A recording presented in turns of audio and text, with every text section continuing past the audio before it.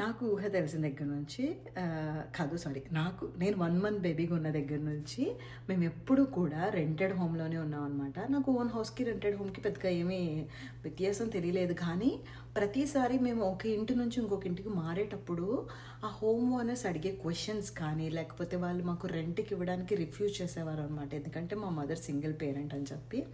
అదొకటి బాగా బాధ కలిగించేది నన్ను. అలా కొన్ని ఇయర్స్ గడిచిన తర్వాత మా తాతగారు చనిపోవడం వల్ల మా అమ్మమ్మ గారు మాతోనే ఉండేవారనమాట.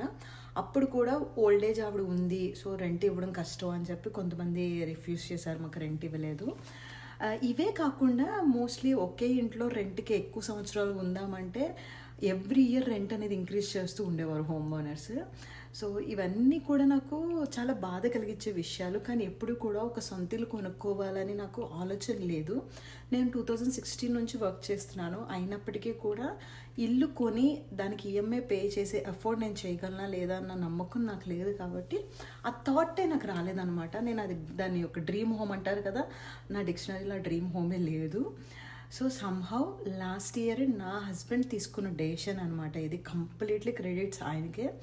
ఆయనే నాకు పుషప్ ఇచ్చి నువ్వు పుట్టిన సొంత ఊర్లో నీకంటూ సొంత ఇల్లు ఉండాలి అని చెప్పి ఆయన తీసుకున్న డెసిషన్ అది.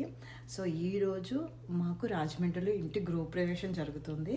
సో ఎందుకో నాకు ఇది కొంచెం ప్రౌడ్ మూమెంట్ అని చెప్పను, కానీ మనకి ఈ బాధల నుంచి తగ్గిపోయే, మనకి ఇప్పుడు ఈ రెంట్ బాధలు లేవు, లేకపోతే ఇల్లు షిఫ్ట్ అవ్వాలి, ఒక చోట నుంచి ఇంకో చోట షిఫ్ట్ అవ్వాలన్న బాధలు లేవని ఒక రిలాక్సేషన్ వచ్చిందనమాట. సో అందుకోసం మీతో ఈ విషయం షేర్ చేసుకోవాలనుకున్నాను.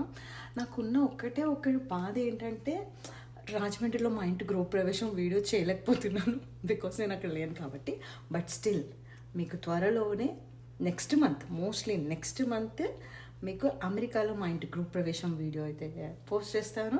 అది మీరు మిస్ చేయకుండా ఉండాలంటే కనుక మర్చిపోకుండా ఛానల్ సబ్స్క్రైబ్ చేసుకోండి. Bye bye.